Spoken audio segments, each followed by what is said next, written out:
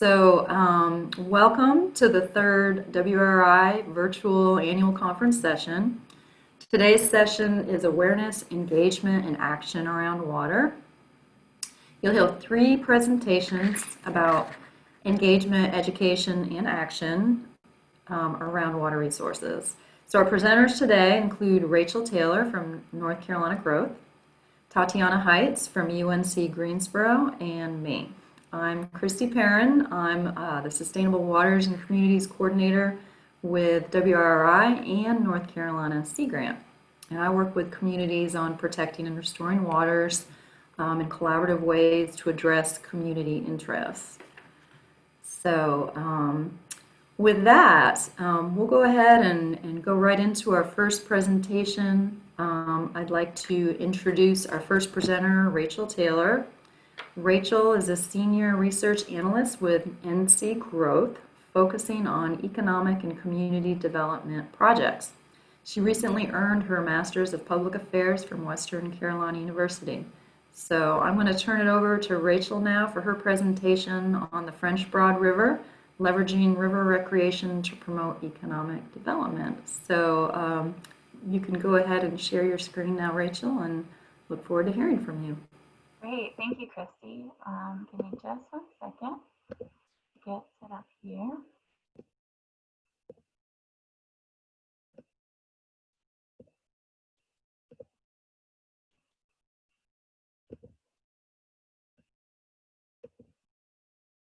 Okay, can everybody see it okay?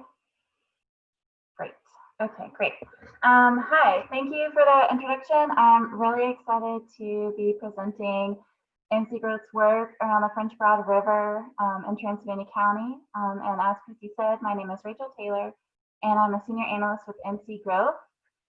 NCGrowth is a UNC University Center that helps businesses and communities create good jobs and equitable opportunities through applied research and technical assistance.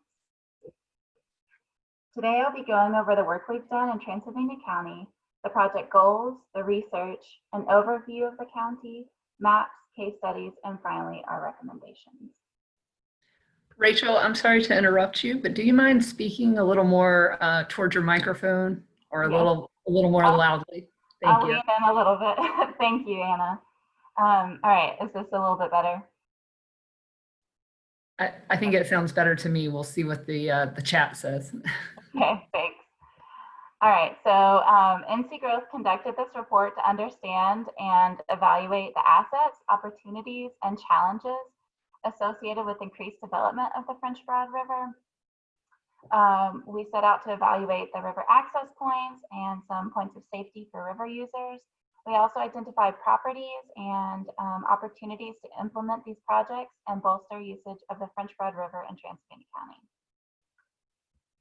So to achieve these project goals, NCGrowth conducted site visits, informational interviews, a literature review, and case study analysis.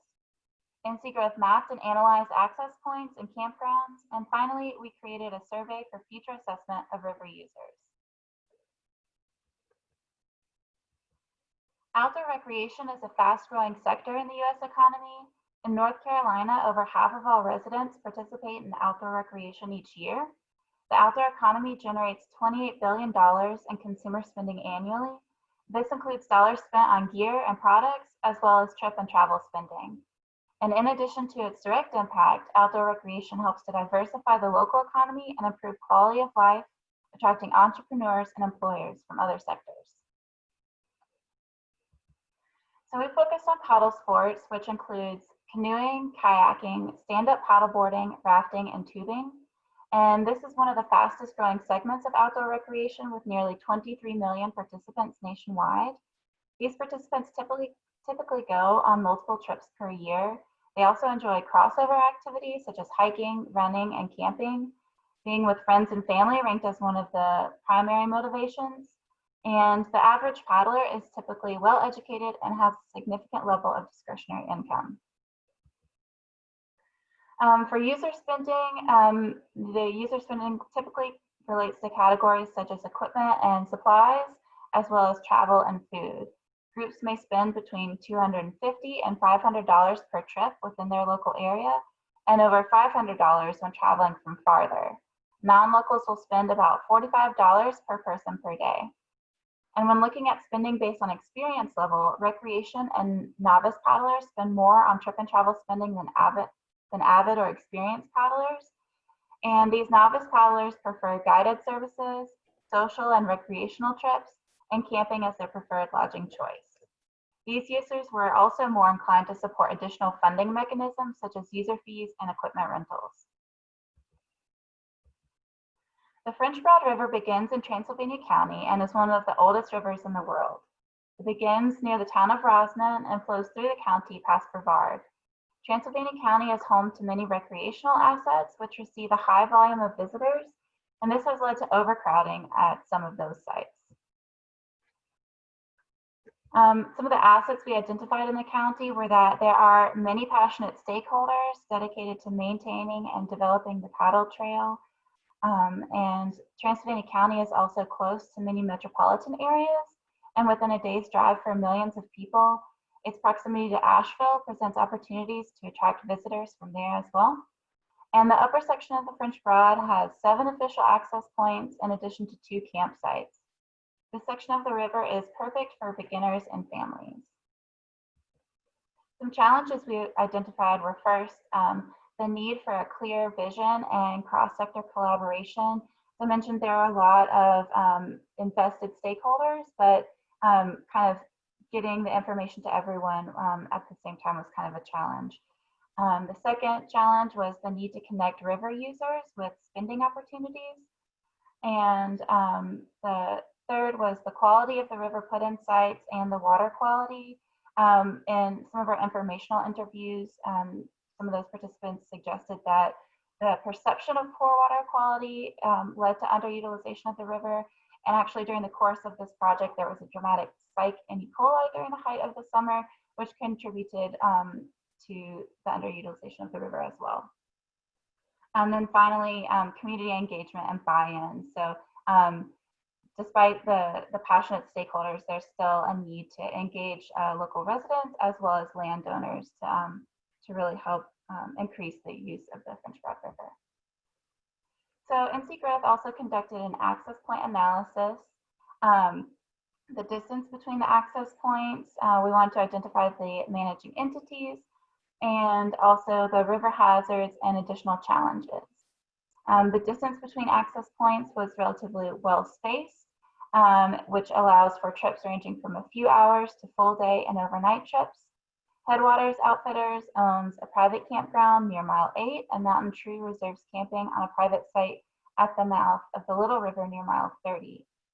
And access points are managed by various entities, including Transylvania County, NCDOT, the town of Rossman, the city of Brevard, the NC Wildlife Resource, and the NC Wildlife Resource Commission. And it's important to identify the managing entities to ensure that there's sort of a cohesive paddle trail and to communicate between them. The river hazards and additional challenges included strainers and log jams due to heavy rains. Transylvania County and the Soil and Water organization they've contributed funds to help kind of reduce the number of strainers, but it's still a hazard. And the lack of comprehensive trip planning information is a safety concern for especially novice users. And the incised steep banks in this area contribute to erosion, and they make building access points difficult. So we categorize these access points into 3 different sort of sections.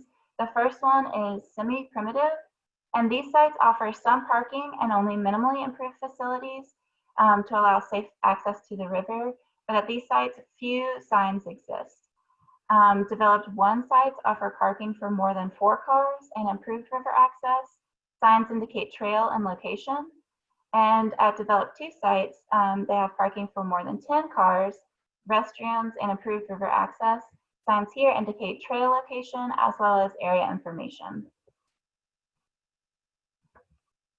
And in this chart, you can see we identified the access sites, their condition, the river access. So it's not always possible at each access site because of the banks and just the way the river is to have a ramp or a dock. So some of them have steps, the access parking, the the availability of public information, the managing entity, the river mile, which helped us sort of determine the distance between each site, and then the distance to the nearest town, which helps us to see how close they are to some of these hub towns and kind of connect them to businesses there as well.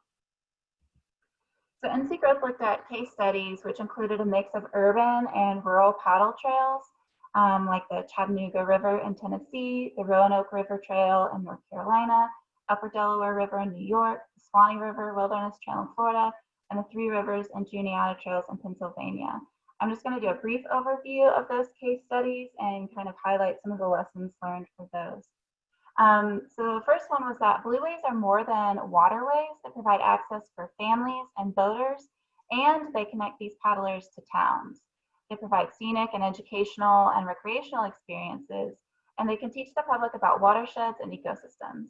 Outdoor recreation businesses like outfitters and guides benefit, as well as lodging, dining, and shopping businesses. The blueways build on the connection between outdoor recreation and towns and can increase the chances that visitors will extend their stay and thus their economic impact. Blueways also create community space and offer valuable educational and volunteer opportunities. Engaged community members can assist with water quality monitoring and cleanup efforts. And I'll go into this a little bit more later, but enhanced access point sites can really become a community center and can be sites for local events and can be gathering places as well. The blueways bring together organizations from the public, private, and nonprofit sectors. As the blueways become more popular, the number of retailers and outfitters increases, and overnight options increase economic impact. User fees and rental programs can help offset the cost of maintenance, and shared goals and initiatives bring together stakeholders to address the larger challenges. For successful blueways, it is critical to engage residents and landowners, and focusing on generating buy-in can help address concerns like land use issues. Two examples from this project were, one, there was an access point where some paddlers were venturing onto private land, and so by having signage, you could kind of delineate between public and private land. Another issue is that there's a lot of farming along this section of the river, and by engaging residents and landowners, they could help to mitigate some of those concerns as well. So our primary recommendation was to create a paddle trail task force, which would involve key stakeholders to share information and create a long-term vision and a focused plan. They would help to establish goals and provide leadership. They can also help local communities to host events related to the paddle trail. And this task force will help to increase capacity and collaboration amongst local and regional partners. And by creating a strategic plan, this can help them to seek funding to enhance the paddle trail. Our next recommendation was to really focus on hub towns, which in this case would be Rosman and Brevard. These towns have a lot of dining, lodging, restaurants, as well as outfitters. And the economic impact can be increased by building the connection between river users and local businesses. The county could also leverage access points into community spaces and destinations for local residents and tourists. So one example is Champion Park and Rosman does a really great job of this. The river access is adjacent to recreational facilities, which brings in residents. And then they also host the Upper French Broad River Festival, which provides educational opportunities, highlights local businesses, and really kind of builds on that community culture around the river as well. So we suggested that Hop Simpson near Brevard could be improved in a similar way with more wayfinding and additional facilities. Next, we recommended that the county create a marketing strategy focusing on the river. Transylvania County does a wonderful job of marketing many of their outdoor recreation assets, but since we found that paddlers enjoy a lot of other outdoor activities, it'd be really, really easy to kind of connect them a little bit more to the river. And we can do this by creating a trip planner website with suggested itineraries, creating cohesive wayfinding so that it makes the experience a lot easier. You can find the access points a little bit better. marketing to families and first timers, and then connecting those businesses to the river put-ins as well. And on wayfinding, we suggested that improving wayfinding by increasing visibility from the road and where possible from the river would help improve visitor experience and help kind of facilitate some of those safety concerns. Here you can see this example. It's a little paddle, which looks nice, and it's very nicely designed. It's got some safety information on this sign. You know exactly which access point you are at, and it gives you your location along the river. This would be a good opportunity to include information about local points of interest, businesses, those kinds of things. And then standardizing signage along the paddle trail, especially for this section of the paddle trail, will help visitors to efficiently identify information and kind of build that brand of the French Broad River, which will help to attract visitors, more visitors in the future. The other recommendation we had was to improve access point infrastructure by using the user survey that we created. They can kind of identify which access points are the most used and what types of infrastructure would be appropriate for each one. But in general, improvements should consider erosion control, such as planting native plants along the banks, improving river access, and at the more popular sites, increasing parking and restroom facilities, improving kiosks, and increase other infrastructure. Again, at some of the more popular sites, this would include things like picnic tables, grills, and pavilions. And here is a little table. I know there's a lot of information on here, but these kind of highlight the access points and then proposed improvements to the launch point, environment. Nearly all of these sites needed improvement to like the plant materials along the bank, improvements to facilities, parking, and then public information as well. And then here's a map of the French Broad River in Transylvania County. The blue canoeing icons indicate access points that already exist, and the sort of dark red ones indicate sites where we thought if the county identified a piece of property that came available, these would be appropriate sites for access points. And then this is Headwaters Campground, and then this one is the one run by Mountain True. Since this project started, a third campsite has been added. We recommended that the county consider a third one around this site, so that worked out perfectly, actually. And so a couple of updates, like I mentioned, it's been, I guess, about a year now, and so a couple of updates to note. On the French Broad Paddle Trail website, there's been an update to the map with information about dining, lodging, and outfitters. There's a lot of points of interest there, so it really makes planning your trip really easy.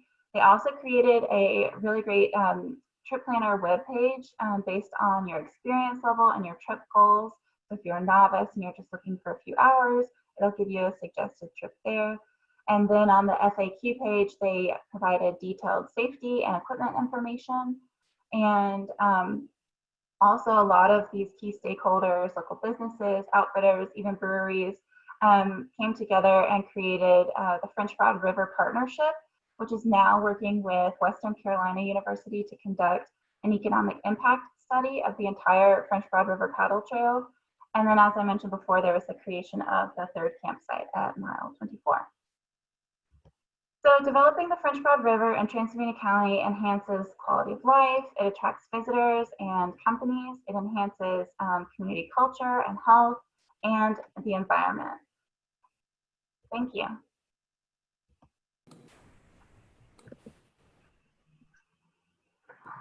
Thank you, Rachel. I guess I'll turn to Lee or Anna to bring up any questions that may have come up during the session in the chat room. Certainly, I'm here. I see some claps for you, Rachel, in the crowd. So we have one question in the chat now, if we want to get to that. Sure. One is, how often did the team get to paddle the river for this project? Well, I got on there once or twice. I visited the access sites more frequently, but yeah, that was definitely a perk of the project, was getting to paddle for work. So just a couple of times though. Thanks so much. It looks like that's the only question at the moment. Thank you. Okay, great. I know looking at those pictures made me want to get out there as well. We do have one more. Would you like to save it for the end or go ahead and handle it? Why don't you take it now? We're doing well on time, and yeah, go ahead. Okay. Question is there a third-party certifier for blueways? So the National Park Service has a lot of information about creating blueways and paddle trails, and they have a whole sort of like trail certification program. So you can go through that.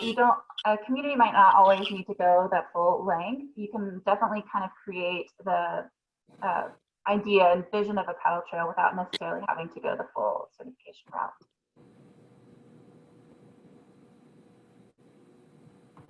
Okay. Anything else, Lee? We have a couple more questions. Did you have video content produced for the website? So NCGrowth does not manage any of those websites. The French Broad Paddle Trail, to my knowledge, doesn't have video content. The Transylvania County TDA has a lot of great video content. So they have really nicely produced videos. They've got some safety information as well. Definitely check that out. Thank you. And a reminder to all participants, please check if you are muted at this time. We're getting a little bit of feedback on the microphone. Thank you very much. So the final question we have at the moment is, what functions does the French Broad River Partnership engage in? So the French Broad River Partnership, I'm not that directly involved with them, but I think their main goal is to kind of evaluate what the economic impact of the river is. And from there, I think it's sort of a new organization. I think that they'll kind of determine their next steps after they get that back. Thank you. That appears to be it for now. Great. Thanks again to Rachel for that presentation. Rachel will be sticking around. If there's any other questions that come up, you can raise them at the end. Okay, now I'd like to introduce our next presenter, Tatiana Height. Tatiana is the Stormwater Project Coordinator for the UNC-Greensboro Center for Housing and Community Studies. She lives in Alamance County with her 3 pets, although I wish she'd bring some pictures. Anyway, and is an active environmental justice advocate with a background in community development. And Tatiana's presentation will be fostering environmental behavior change in the Cottage Grove neighborhood through community engaged education, outreach, citizen science, and riparian cleanup to enhance stormwater quality and strive for environmental equity. So I'm going to turn it over to Tatiana, and you can share your screen now and unmute yourself, and we look forward to your presentation.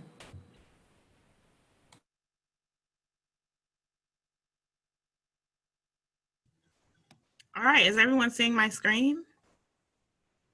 Yes. I see it. Okay, great, thank you. Thank you for that introduction. I will be talking about a project that with the community,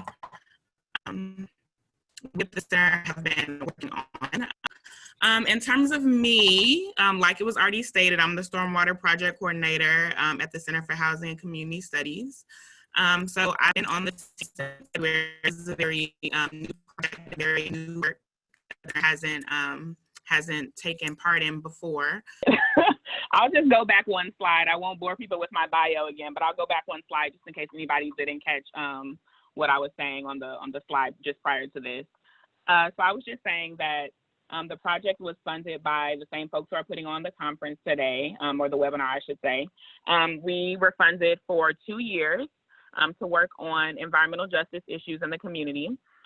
So we're working with the Cottage Grove neighborhood in East Greensboro. The community is 83% African American, but also has sizable Latinx and Asian American population. So it's largely a community of color.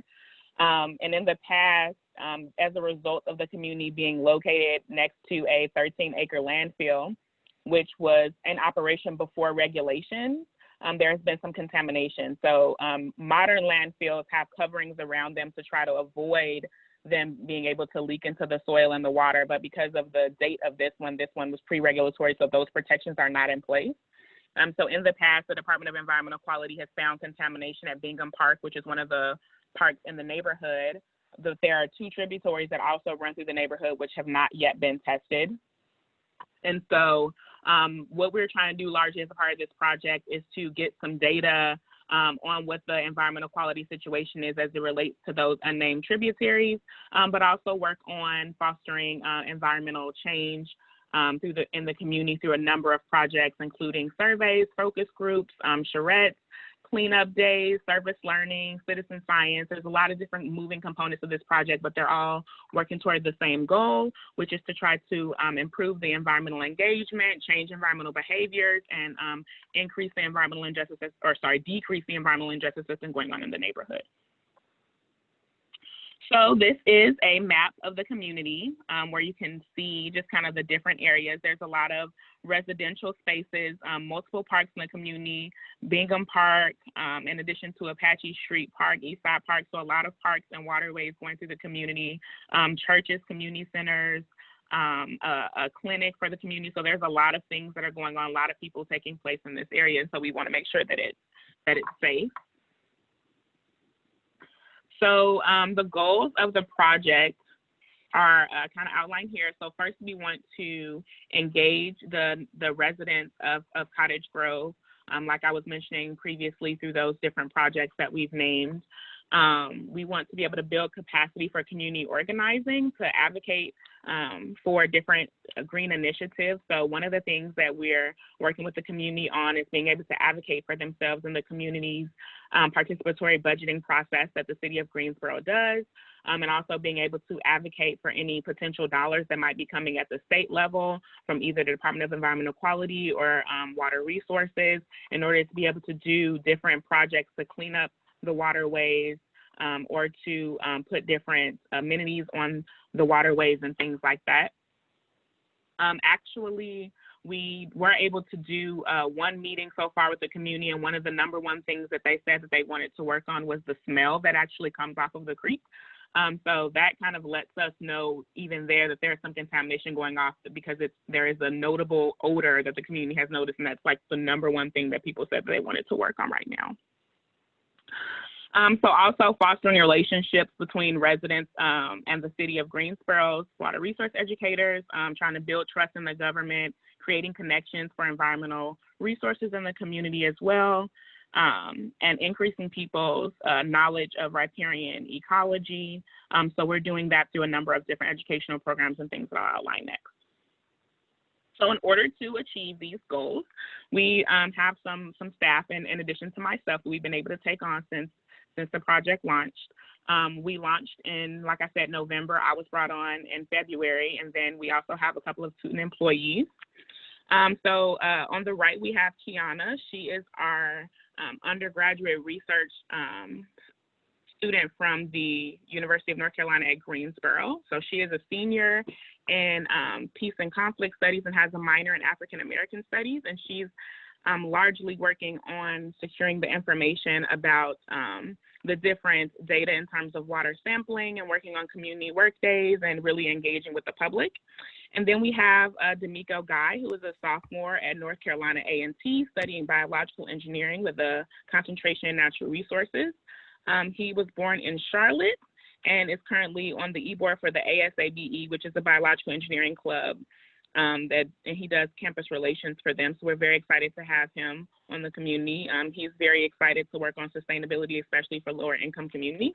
So we're very excited to have these two. D'Amico is largely working on our oral histories as it relates to the project. So firstly, we have community engaged education that we've been working on. So we're doing some program development in terms of different environmental and water resource education lessons for the community. So we're developing a whole semester-long environmental education curriculum that will be brought to the Guilford County schools, and we are in the process of piloting the different educational programs that are coming as a result of that. So we were doing some piloting at the Cottage Gardens Resource Center, which has some after-school programming for youth, but because of COVID-19, we've had to stop our in-person piloting for the program, and we're transitioning to a virtual education model. So beginning later this month, as a part of this initiative, we are starting a virtual water resources camp for students. So 3 times a week, we're going to do 90-minute sessions where students will be able to do experiential projects as it relates to water resources. So at that Cottage Grove Resource Center, we're going to have different kits that people can come and pick up in the community if they've registered for the camp.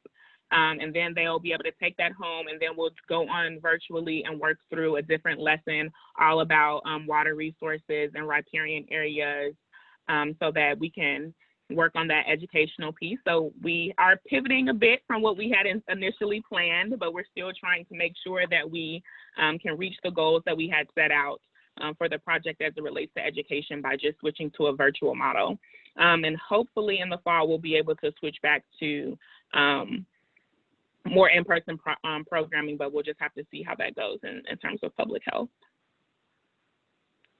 So the second area of the project that we work on is different outreach. So we are connected with different environmental justice organizations to work on different projects as it relates to building capacity in the community. I think there are a lot of different folks who are already doing environmental justice work and some that are doing environmental justice work in Greensboro. So we want to tap into those pre-existing networks and not overshadow the work that anyone is doing, but just kind of amplify it and build partnerships and connections.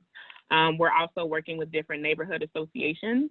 I mentioned earlier that we got some feedback from the community about the odor that was coming off of the water. We got that by partnering with a neighborhood association and going to one of their meetings and getting that feedback. There were a number of things that people brought up, but that was just the number one that they wanted to tackle first. So we're going to regularly be engaged in those neighborhood association meetings with the community as well. And then we're working with other non-government organizations such as the Cottage Grove Collaborative, and we're working with New Hope Community Development Group. We're working with different housing organizations in Greensboro. So we regularly have meetings in connection with those folks so they can help to spread the word about the work that we're doing, but also so that we can make sure that the work that we're doing is really reflective of what the community is most interested in, because the last thing that we want to do is come in with our own ideas and our own agenda and enforce that once the community. We want to make sure that whatever the community wants is what we're advocating for and what we're trying to get done. And then leveraging the current housing hangout. So we have a series of housing hangouts once a month that the center does. Last month, we were able to focus on environmental justice and health and bring in some different folks who are engaged in that work to talk to the community and kind of share, different information about that. And I saw that one of our speakers from that housing hangout is here today, so I appreciate that. Nextly, we have the citizen science component of the project. So we're doing different water sampling. So we have kind of twofold. Initially, we were just only going to do kind of simple water sampling test kits that you could do at home. And so we do have a number of those, and we're going to be engaging the youth who are participating in any of the educational programs that we're doing, including the virtual programming that's starting later this month, and doing some of that simple water sampling. But also we were able to partner with a faculty on UNCG's campus who teaches some different water courses. And since she's not using her equipment in the summer, we were able to borrow her kind of more professional, expensive, high-end equipment to get even more data as it relates to water. So the student that I mentioned, Kiana, she had some training on that equipment and is actively out getting some of the feedback in terms of water sampling on kind of what's the quality of those tributaries that I mentioned earlier as well. And then we are actively seeking different opportunities to grow the program. So right now, through WRRI support, we're able to focus on the water education and the water sampling. But later on, we would like to get some funding to support doing some soil sampling as well, so we can kind of have a twofold data in terms of that actual contamination. And then we have wildlife observation, so going out into the waterways and the riparian areas to see what's going on with the wildlife, what's their activity level, how present is the wildlife, and that kind of thing, to see if we can have any correlation between the contamination that's going on and wildlife. So then also we have the community-based research. So we have a number of surveys that we are doing. So we had started survey collection before COVID-19, where we had different students going out and doing canvassing to get kind of some feedback from the neighbors on how they felt about the environmental conditions in the community. Before the shutdown, we were able to collect 21 surveys from folks through the canvassing and attending of public meetings. Those surveys are both online and paper. So the goal is to get 10% of the households in Cottage Grove to complete a survey in the early stages of the project, and then come back and get some more surveys. So 10% of the households would be about 180 surveys on both ends of the project. And then we also have the oral history component, which, like I mentioned earlier, my student D'Amico is going to be working on that. So getting people who've been in the community for more than 20 years to give us kind of an environmental history. So we want to make sure that we kind of know, what was the situation with people back in the early days of the community, and what kind of were the experiences of people as it relates to the environment, as it relates to the environment and health. And we can get some information to kind of supplement that quantitative data with more of those qualitative stories. As well as the data that we're getting, the qualitative data that we're getting from the participatory community meetings. And then we're currently working on, like I said, different funding to support additional areas of the project. So to hire Kiana, that was actually a grant that came from the undergraduate research scholarship and creative office on campus to support hiring her for the summer. And then we're also in the latter stages of getting an RWJF grant, so we're very hopeful about that. And then we have the cleanup portion of the project. Like I said, we have a lot of different pieces that we have moving on this project. So 4 times each year for one day, we're going to go out and do an actual community cleanup. We had to cancel the March one because of COVID-19, but we are trying to do a socially distant work day for June in keeping with the phase 2 restrictions. We're keeping those numbers low, making sure that people in different households are not working on the same area in terms of the cleanup, providing gloves, masks, and sanitizer so that people can maintain their personal health. But I think the biggest piece is that we're not going to have people from different households mixing in the same area. And for that, we're partnering with the Greensboro Water Resources Department. They're providing the bags and the gloves for the event. Collaborative Cottage Grove has helped with sharing information with the community on that. The New Hope Community Development Group. We have community liaison who went out and handed out flyers. We've been engaging with the sustainability office on campus and different community members to partner and really make sure that this work is a success.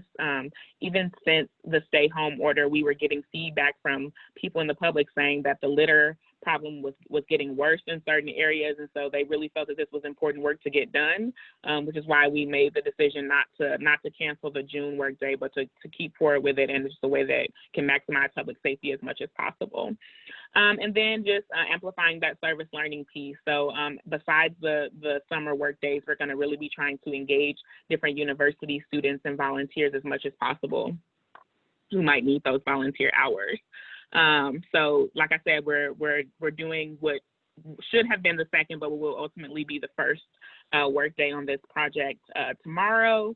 And we're canceling we would have normally done an educational component at the beginning to kind of do that whole environmental behavior change piece through education. But just because of health, we're not going to have anybody gathering indoors. So we have a printed out sheet with some environmental education information on being a good steward that D'Amico has developed for folks to take with them tomorrow. So that is all for the project. If you want to kind of keep up to date on what's going on with this project and how it's developed, please feel free to connect. This is my email address. And also I put up our handles to be able to find us on Facebook and Twitter if you want to kind of keep abreast of just what we have going on and different events that we're doing and different educational opportunities, as well as the progress on the project further. Thank you, Tatiana. Lee or Anna, I guess Lee's monitoring the chat room. Yeah, actually, Christy, this is Anna. We did have a few questions come in for Tatiana, and I think you may have touched on a few of these, Tatiana, but I'll go ahead and read out a few. Okay. So the first question we had is, what strategies did the team use to build trust in government among citizens? That is that is a great question. I think so. What I've tried to do is kind of be a liaison between what the community has stated and with the government, and just trying to help with the kind of relationship and communication piece, because actually that has come up. For instance, we had issues with people who were concerned about they were having some perceptions that that they were kind of being neglectful in terms of mowing. So we just have to kind of work on the perception of that by communicating that it's an environmental health issue and things, and why some of the foliage isn't being cut back. And we had issues with people concerned that they wouldn't come and pick up the bags after the workday. So just really communicating with them on that. Some of the meetings that we go to, different constituents from the city have been present at those meetings as well. So I think that helps. But I think just really it's just a perception issue and a communication issue, and keeping those lines open. And we're certainly, I wouldn't say that we're at the point of trust yet. I would just say that right now we're working on developing that, and that I can see that it gets better when we have those open lines of communication, but I don't think we're fully there yet. Great. It sounds like you're making really good progress. We did have a question about how did you maybe leverage area churches to engage in the community outreach? Yeah, that's a great question. So the New Hope Community Development Group that we have been working very closely with is actually based on the campus of a church in the community. And so actually we've worked very closely with them in terms of hosting meetings and events. And we really try to work our schedule around the calendar of the church's schedule. So the dates that we had chosen for March, January, and September were all to work around the church's schedule to make sure that we're not overlapping with any of their stuff. And so just to show that we're a partner, not a competitor. So we really try to really be mindful of the needs of the church.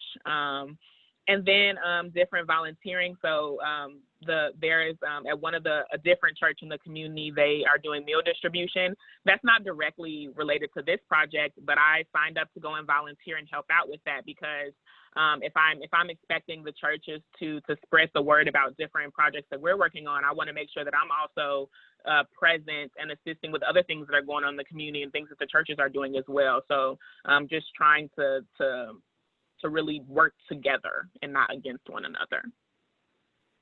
Great. I think we have time for maybe one or two more. There are a few more, and then we can revisit some of these toward the end here. But someone wants to know who discovered the water quality issues. Was it the community members or you guys as researchers? Yeah, this has been going on for a long time. I think it was pretty obvious to people that there was some contamination because so there was someone, I heard this story, so this is kind of anecdotally, I wasn't directly engaged in this, but there was someone who was an immigrant who was living in the community, and they were using the waterways to kind of do their own personal gardening because that was something they were used to doing in their country. And they were told, no, like you cannot. I think someone from the state was like, that is not safe. We do not want you doing any sort of gardening in that waterway. So there was kind of this knowledge that there was something going on, and it wasn't exactly safe. But there was another university group as well. Actually the professor who's allowing us to, her name is Sarah, who's allowing us to use her water sampling equipment. She did some testing on the other end of the creek and found some contamination there. So now we're just testing the opposite end. She tested the north stem, and now we're doing the south stem. Great, thank you. And then the last one I threw out for you, someone was questioning the funding needed for your kits and how many were made or potentially to be made for the water testing kits. So we ordered 25 test kits so far.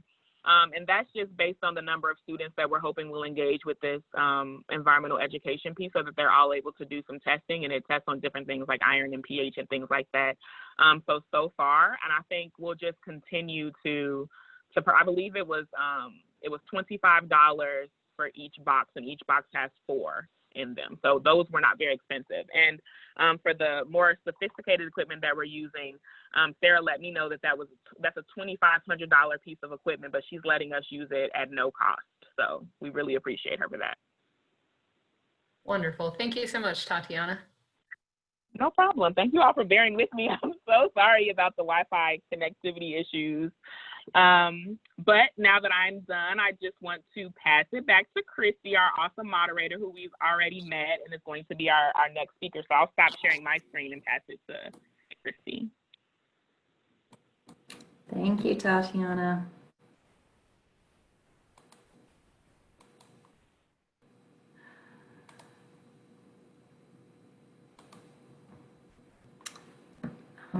Let's see, I have to do a little, okay.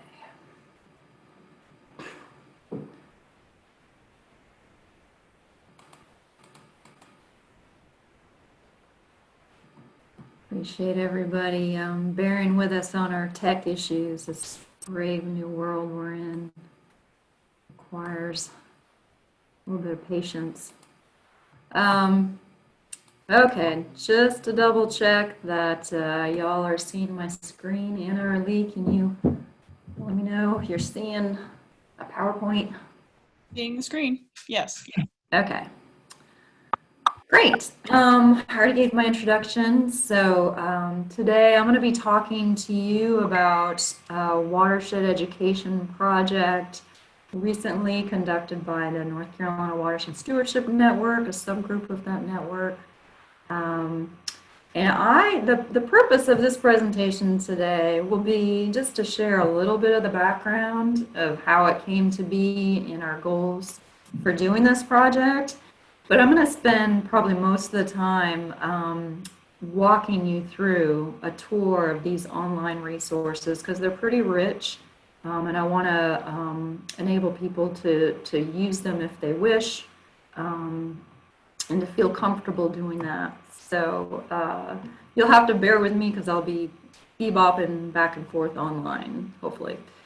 But just to give you a little bit of that introduction, let's see, oops, go back. I'm going to talk about why we did this, but actually I'm going to let somebody else talk about the importance of why we wanted to do a watershed lesson for the K through 12 audience. And this is going to be coming from the mouth of somebody on the front lines of this. And I'm hoping you can hear my computer sound. We've had some issues with this in the past, but we're going to give it a shot.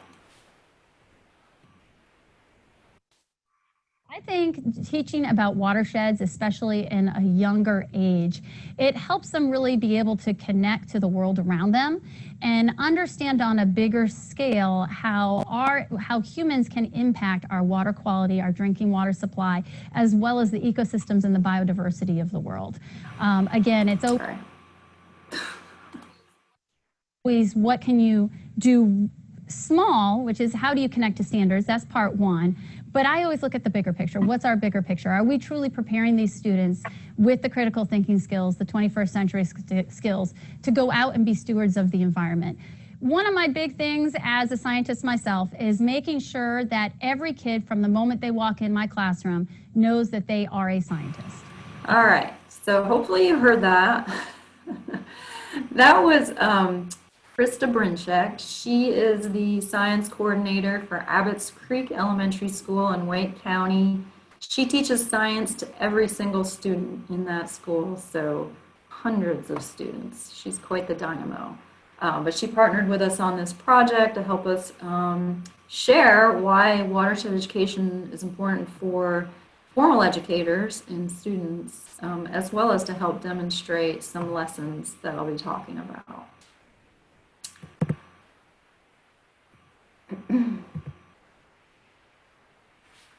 Okay. So just a quick background about the Watershed Stewardship Network. The Watershed Stewardship Network is an informal collaborative of watershed professionals and watershed community volunteers that's been around for about 6 years. And the purpose of this group is to support and encourage people to work on their watersheds. So you can see these are our goals from our strategic plan, encouraging and supporting people to work locally on projects that protect and restore their waters, begin and sustain these efforts across North Carolina and all areas, to collaborate broadly for greater success and to make decisions that protect waters and improve community health and economic development. So these are all important to this group. All of our products and initiatives from the Watershed Stewardship Network are created by volunteer work teams. A couple of years ago, we decided to focus upon this aspirational idea of increasing appreciation for the value of water. I coordinated one of the 2 work groups that came out of this initiative, and our work group decided to focus on K through 12 audiences. We used a strategic doing facilitation approach, which I'm not going to go much into the process that we used, but I highly recommend it. It's an action-oriented approach for voluntary collaborative groups. So as I mentioned, the work team that I worked with was interested in the K through 12 audience, and here is the core team of that group. And Heather Fisher's picture is here. Heather is with Hillsborough Stormwater, and she was going to be with me presenting at our conference back in March, and she's actually on vacation with her family today, I believe, so good for her. But I wanted to share that she had helped prepare this presentation as well. So our goal that we came up with was to engage K through 12 audiences in understanding the high value of North Carolina waters. We thought we'd do this by highlighting existing water curricula. So we spent a little bit of time, a month or so, compiling existing water lessons that were relevant for North Carolina. We identified about 50 plus lessons from a number of different organizations, many from Project WET, which is a really great resource. And you can see there's a number of other ones as well. And we do have this spreadsheet that we'll probably be posting on WRRI's website soon. So as we were doing that, what we thought we would do, and we ended up varying a little different, but we wanted to identify a lesson that met our own criteria that we decided for our water lesson, and to raise awareness of these lessons through demonstration videos, and so maybe a social media campaign and getting those out. Our criteria that was really important to us as a group was that we would have free, accessible lessons that highlights local watersheds, can get kids outdoors, and also engage their families in talking about water.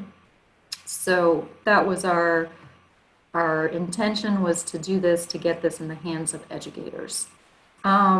We changed our methods a little bit when one of my colleagues at Sea Grant suggested we talk to folks at UNC Science. So we did, mostly talking about demonstration lessons, and they said, well, actually, we create 5E science lesson plans that meet North Carolina educational science objectives. And they were interested in working us on a watershed lesson. And this actually turned out to be really great because we hadn't found that water lesson that met all our criteria. There's a lot of ones out there that I highly recommend, but we felt like we could put a new lesson together. So we brought them to the table with a mini grant, and we did create and demonstrate a 5E water lesson. Now, what is a 5E water lesson? Those of you who are engaged in formal education, maybe informal education, know about this, but I just want to share this diagram I found actually on NASA's a NASA education website. So the instructional model looks like this.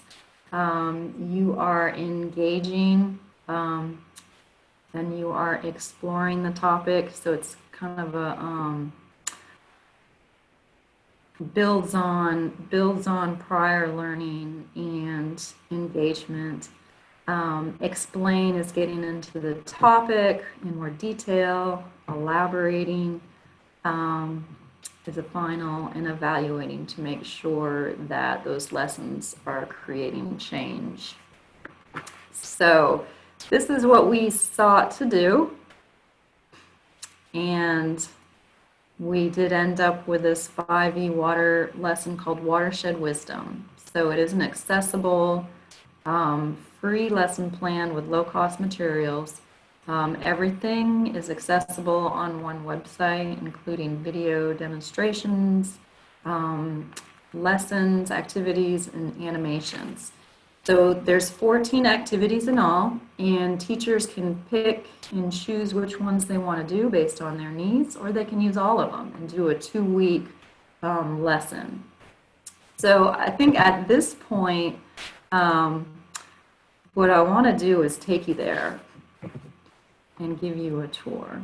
So I'm going to hop over and see how this works, and I'm going to ask Lee or Anna to confirm that we're looking at the PBS Learning Media website. Yes, we are. Yay! Okay, and did y'all hear the video sound earlier? Yes, it was loud and clear.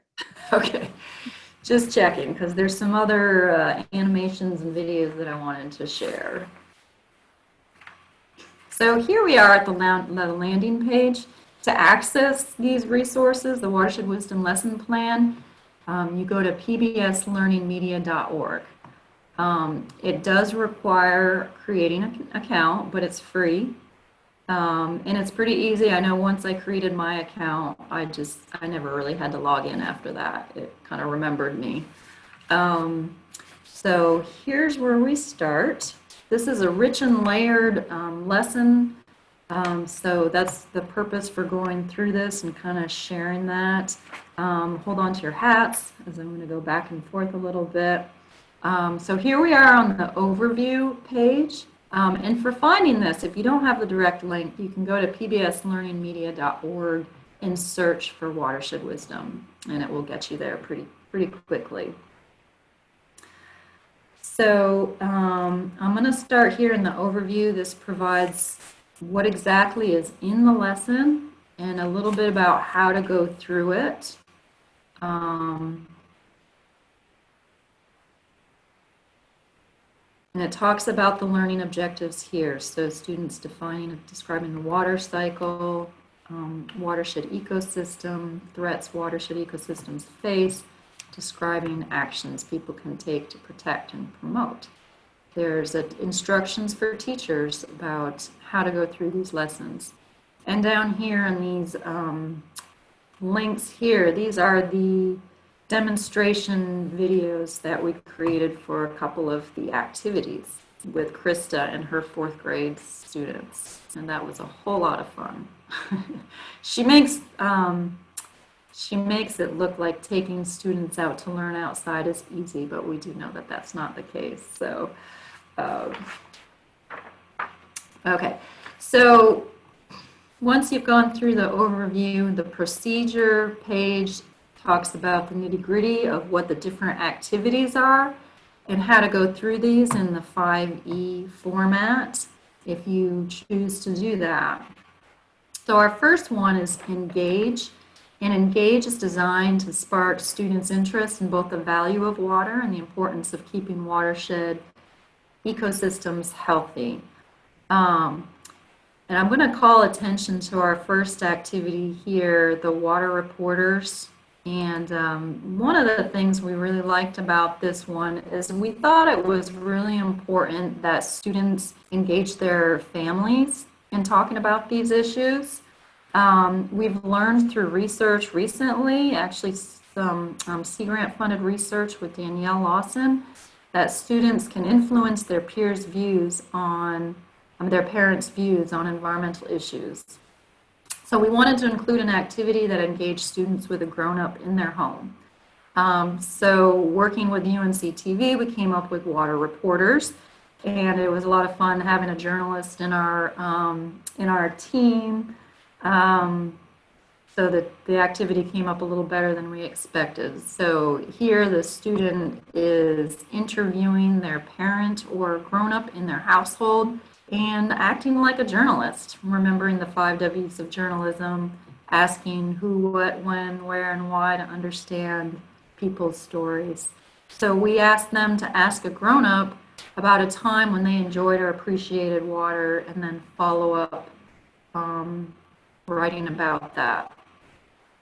So that's our kickoff activity. And going back to engage, another one I want to call attention to is a watershed. And some of you may have seen this one before. I know I used to use a version of this with adults in different presentations.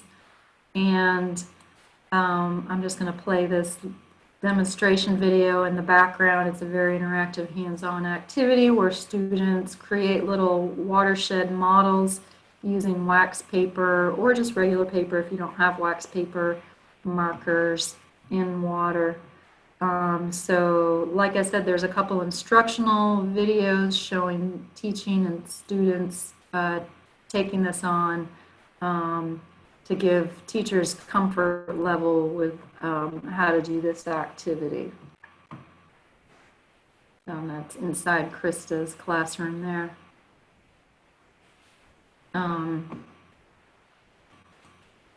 Okay, and then another Engage activity is an animation that was created for this using students. And again, we wanted to help students feel comfortable exploring their own campus and thinking about how water moves where they are, where they can see it. Not everybody can go out on field trips to go to park sites or rivers. So we created, or our partners at UNC TV created a video of students on their campus.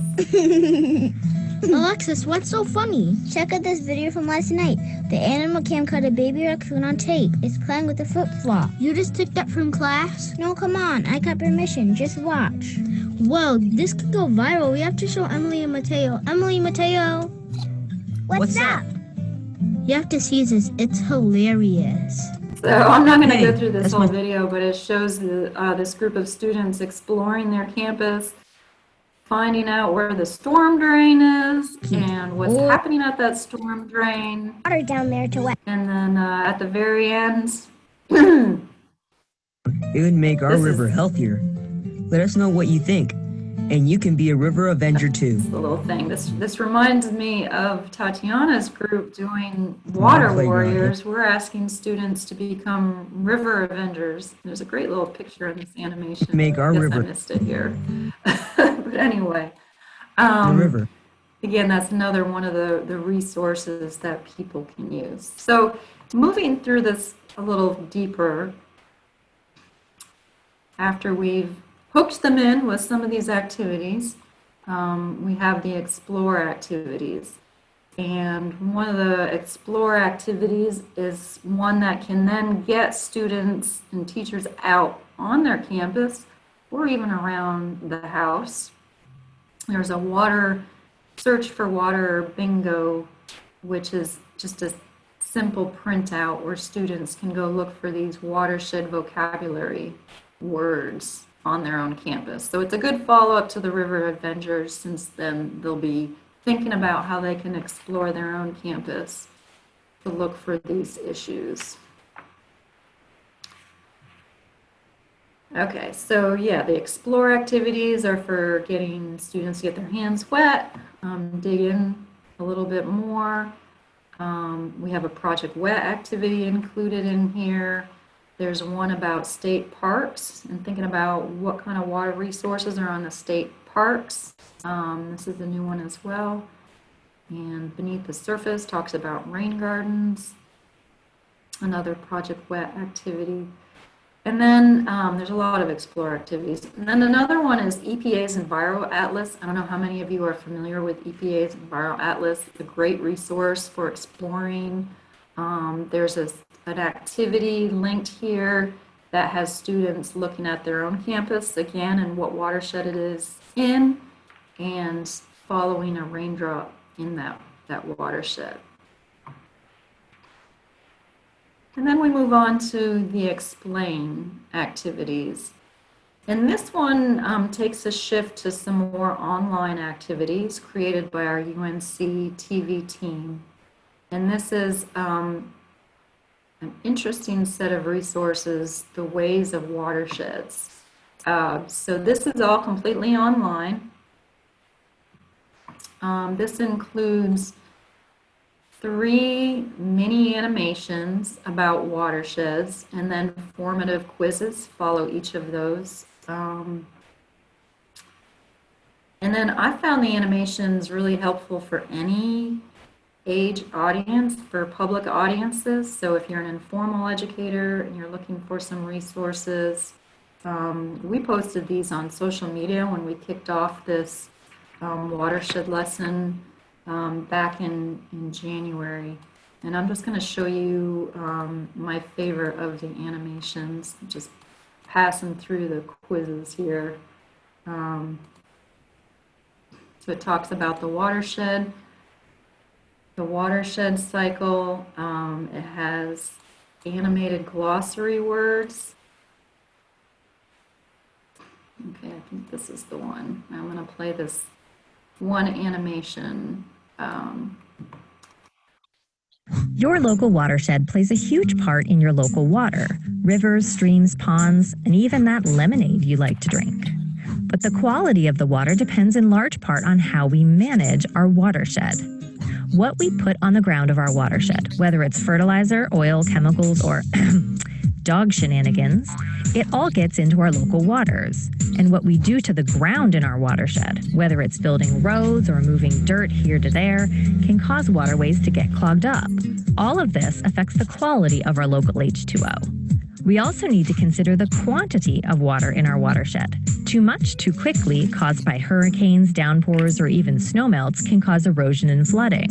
Too little, and you have a drought. So we, as livers on the land and users of the water, need to manage the quality and quantity of our water as best we can. If we take care of this resource by planting rain gardens, keeping trash and pollution in its proper place, and curbing excess erosion, we could all enjoy and drink the water for years to come. Alrighty. And then I'm going to wrap this up here. There are a number of other activities, but I'll leave that for you to explore on your own. We do have a few evaluate and extend or elaborate, as the NASA graphic called it. But trying to move students to feel empowered to take action is part of this 5E process. So there's activities for them to design solutions to the problems that they saw at the beginning and throughout this lesson. There's some evaluation call to actions that they can take.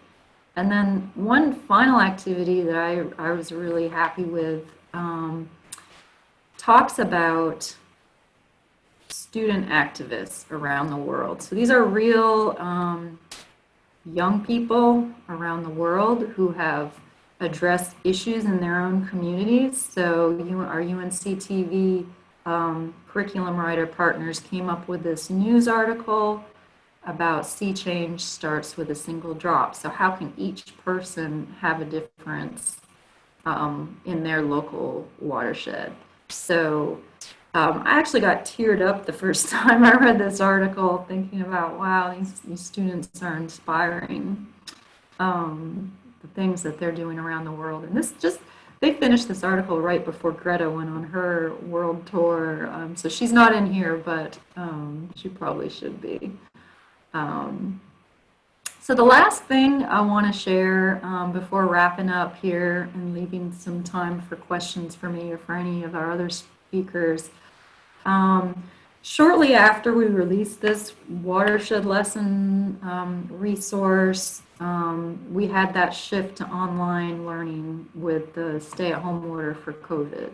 And I had been speaking with some teachers about what they saw as needs for that shift. So our K through 12 team met again and talked about how can we support teachers and parents who are doing homeschooling during this time. So we came up with a guide for at-home learning. I'm just going to share where that is. It's on our WRRI website.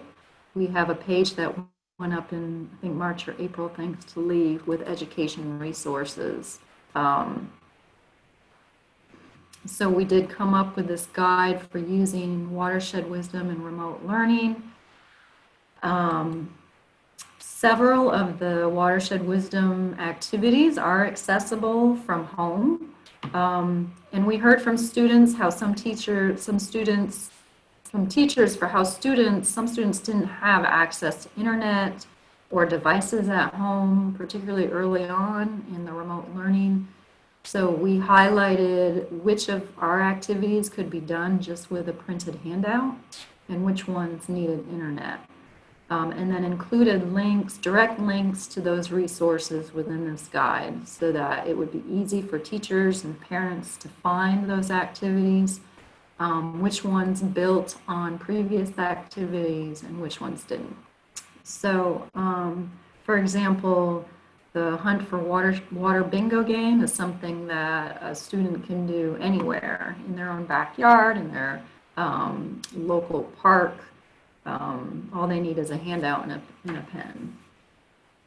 So just to let you know that is available. I know that there will be some remote learning happening in the next school year across the state as well. Hopefully a minimal amount, but we don't know. So this is still a resource that's out there.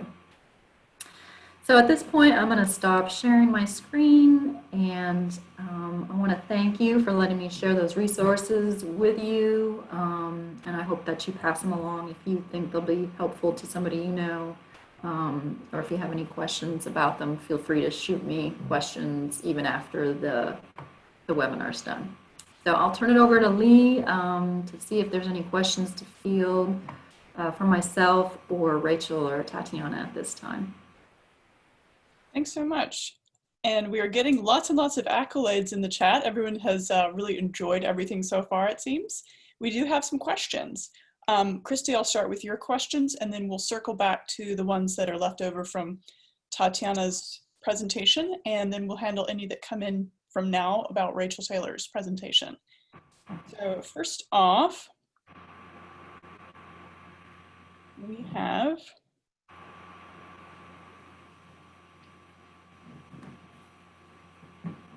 Laura Smith had a question. Yes, in order to share lessons, did you have to secure copyright agreements with each separate curriculum guide?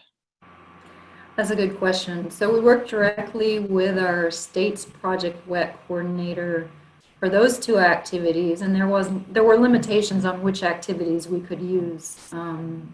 So we didn't have to do a copyright, but we just found a way to partner with them to make a couple of them accessible. The EPA Enviro Atlas lesson, we just got directly from them. We linked directly to them, and of course they want to share that freely, so that was not an issue. And then the other ones we came up with ourselves, so there was no copyright issues there. So they're UNC TV created, but again, UNC TV Science, they want to share their lessons freely. And I also highly recommend PBS Learning Media Online. This was their first, this was UNC TV Science's first watershed lesson, but there's just this amazing array of resources for other science activities as well. Thank you. Okay, we had another question. Does the website tell you the number of downloads or clicks? That is a good question, and I need to circle back to UNC TV to get an answer for that, because it would be great to know, how useful these resources are for people, but I don't have that information right now. Yeah, I believe that UNC TV Sciences Analytics would definitely cover that. Okay. Have you had a question from me following on to that? Have you had any feedback from teachers or feedback from community members who have used this yet?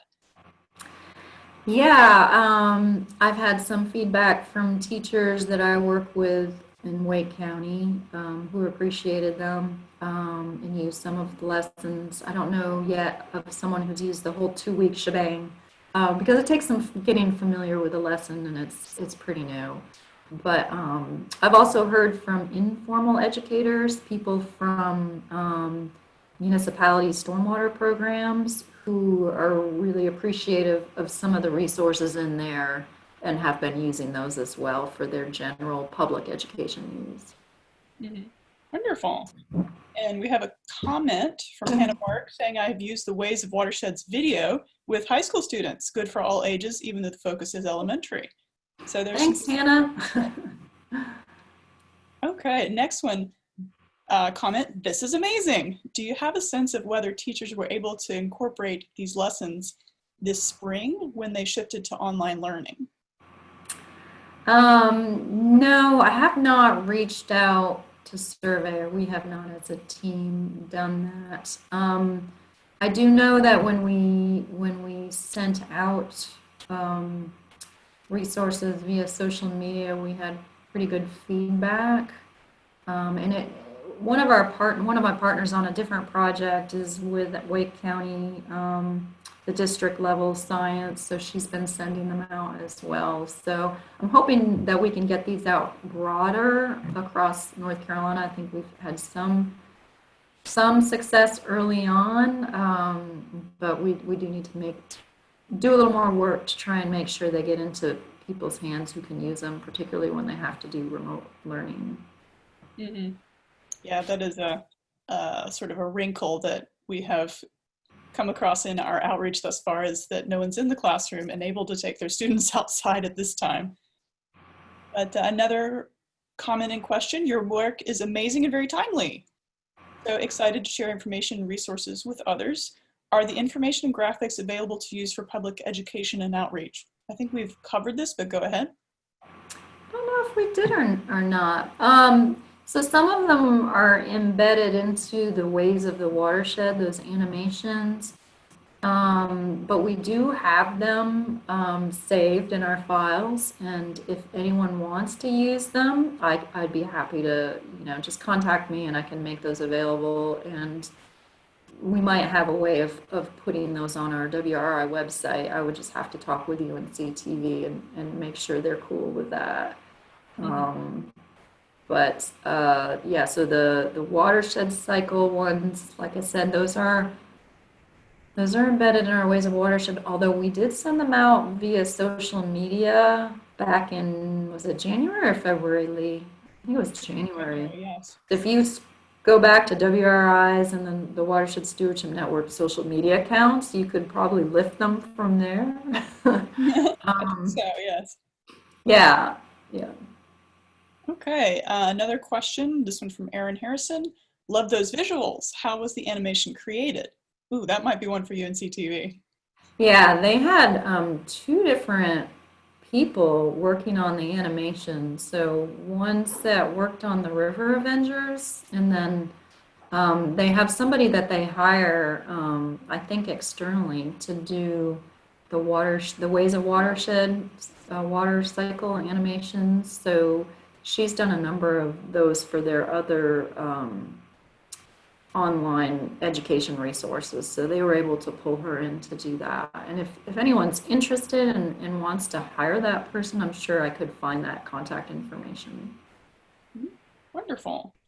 Okay, I think I'm going to use this next one to pivot back to Tatiana's. This is sort of a general group question for participants as well.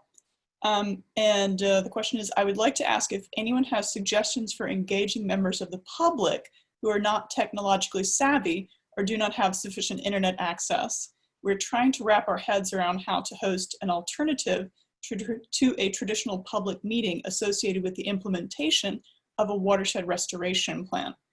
If so, please email Michael F. at nccoast.org. That email address is also in the chat, shared by Michael Flynn.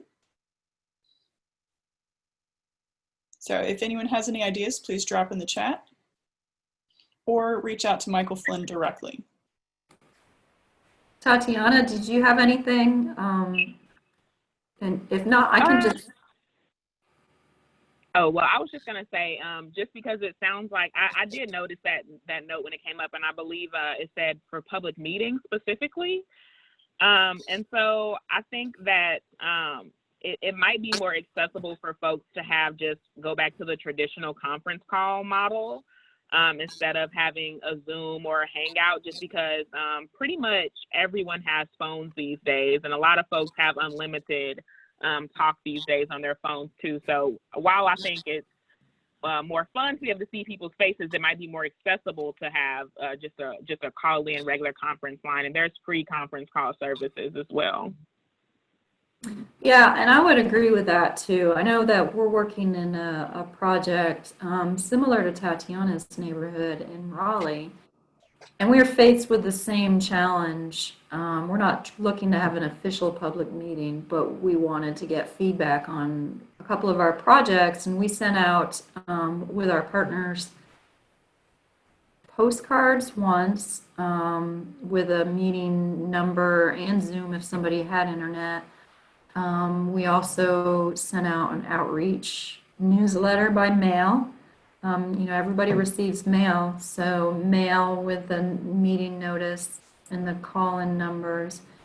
And then in one of our mailings to kind of show support for what we knew community members were going through, we also included some face masks as like an incentive because we had something in our budget for that. Thanks so much. Okay, circling back to questions specifically for Tatiana. We had one comment worth reading out. Rachel commented, "I love the oral history component." So good for that. And another question, are you compensating community members in any way for their time and input? The meetings that we have, there's no, like when we do the meetings, there's no compensation. We're just kind of incorporating ourselves into the pre-existing neighborhood meetings. But the neighborhood did, they usually provide food, and at the last meeting we paid for all of the food and drinks. When we were taking over part of their meeting, we felt that it was appropriate for us to pay for the food at the meeting. Also, we have in our budget for several community liaisons. So 3 community members who are specifically the ones that we'll tap to help us with things like sharing the word about stuff. And each one of the community liaisons gets $500 as a part of their, like, helping us hand out flyers or just sharing the record with their friends and things like that. And it's split into several payments in case people decide to stop being a community liaison for the year. Okay, and I see that our time is expiring, so I will pull through one last question. And then if Rachel, Tatiana, and Christy would like to look at the chat afterwards and contact people directly, maybe we can get some more of these questions answered. Okay.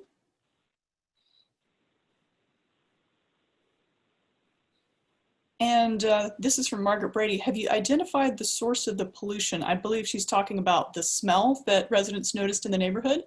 Is it likely sewage? And are you helping people engage with their elected officials? We have not identified the smell. So when the smell issue came up, that was a meeting that was on March 9th, and then that was on Monday, and then that Friday everything shut down. So we have not been able to go out and see in particular where they were talking about and kind of get a sense of what was going on with that. But I hope that we are able to do that when we're able to get out in the field and do more with that. What was the second half of it? It was, elected officials. So that is not something. So I know that at the last at one of the meetings that took place, we had 2 actually I don't know if they were congressmen or I think they were congressmen, or one who was already a congressman and one who was running for Congress, who were present at that meeting. I did not invite them, full disclosure, but they were present at the meeting. One of the programs that we're trying to do in the future is to have an academy for teens that will help them to learn about advocacy and activism around environmental issues. And so as a part of that, we'll be teaching any of the teens who participate in that program about advocacy, and it will include information about communicating with your elected officials for the teens who participate in that. And we're also trying to, next year, one of our goals is to try to get some funding to do an advocacy and activism workshopping for women as well. So if we do get those funds, we'll be able to get people to participate and go through some actual, more specific, detailed trainings about doing that kind of engagement and things like that. And then we're just encouraging people to like go to city council meetings in terms of the advocacy for getting funds for the project. But in terms of specific trainings and things like that, those are goals that we have to do some programming once we're able to, hopefully next year. Mm-hmm. Thank you so much. And we've had a lot of thanks and nice jobs and accolades from our participants. So thank you so much, everyone. And I'll turn it over this time to Anna. Hi, everyone. Again, I just want to thank our 3 speakers today. We had Rachel, Tatiana, and Christy, all excellent. And we'll remind you that there's an evaluation link that's been put into the chat. We will also send this out. And one other things we'd like to give is to McAdams for being our sponsor today. As you knew at the beginning, this was a recorded session, and in about a week or so, it will be posted on our website with closed captioning. So their sponsorship will definitely go towards helping that process. Again, thanks to everyone, and we hope you enjoyed what you heard.